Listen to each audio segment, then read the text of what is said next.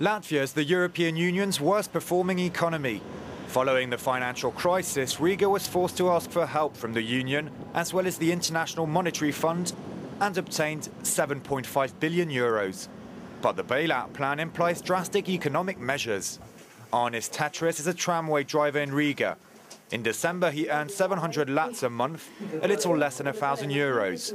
A month later, his employer, which is the state, reduced his salary by 40%. His wife's pension brings an extra 200 euros a month to the household.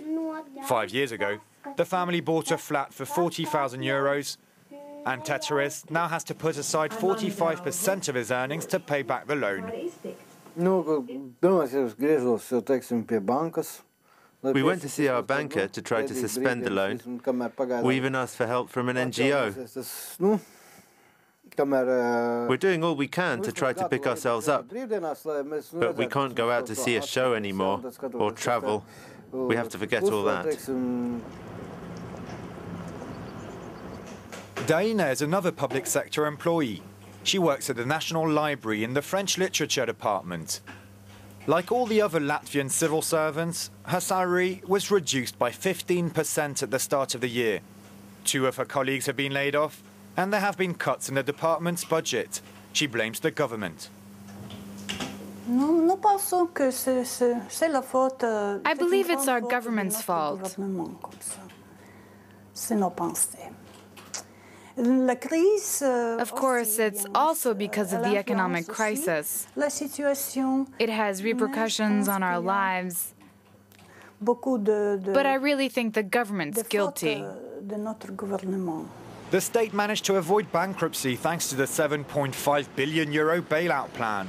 But in exchange, the IMF and the European Union demanded that public deficits stay below 5%. A real challenge for the government when the GDP has already shrunk by 12%.